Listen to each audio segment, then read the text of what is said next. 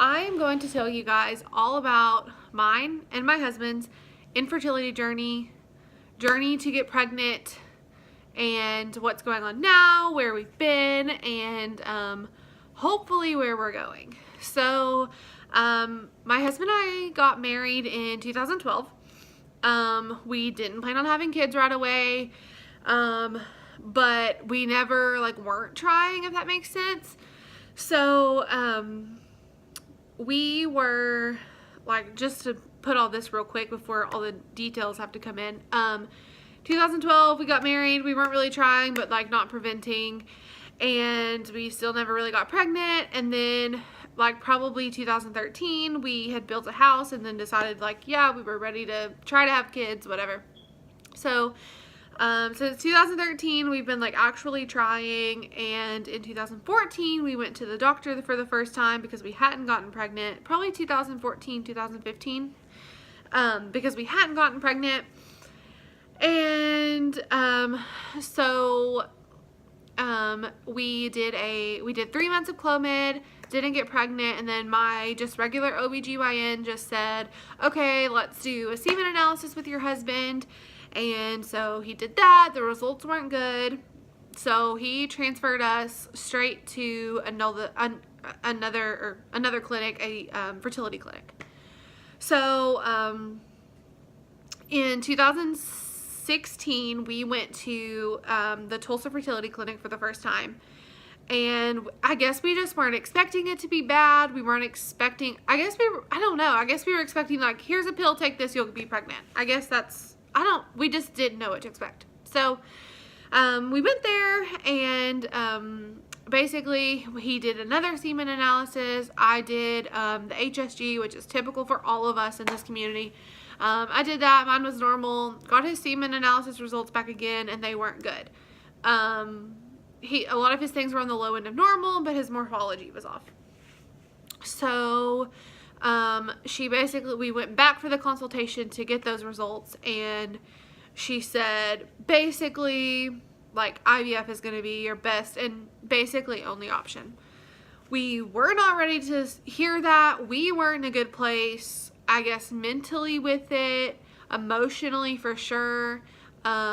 We had been through a lot in, I guess, that year, 2000. I don't know. I mean, the first couple years of marriage, they're just hard anyway. And then you throw in that, you're trying to get pregnant and you can't. It seems like everyone around you is. So basically she told us that my husband had a minor breakdown, and we never really talked about IVF for a couple more years because they had given us this price sheet, and it was $14,000 or $15,000. And we were just we're never going to be in that situation to be able to pay $14,000 or $15,000 for in vitro. And that was literally just, that's just the first part of in vitro. So, okay, so that's where we left. And then I'm kind of going to pick up in the last year or so. So, in the last year or so, we were honestly just trying to have faith that it was going to all work out. We were going to get pregnant, and I still do believe that can happen, but I also am not just going to sit here and just not do anything. I want to be proactive with it. So, my husband started a new job in 2019, so June of 2017.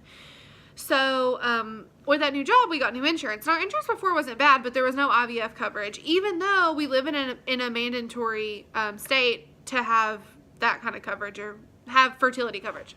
So, we had no coverage previously. So, when we got the new insurance, I didn't even think about it, wasn't concerned with it. But last year in June, our insurance starts over in June, so I checked it this year in June and realized that we did have coverage. So, which is, almost unheard of. It's just, most people find a loophole. Most insurance companies find a loophole.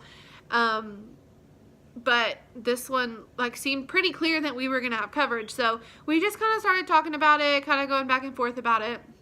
So, finally, in last December 2018, we went back to the Tulsa Fertility Clinic. And we said, we're ready. We think we have some coverage. So, we want to at least talk about it, see what could happen.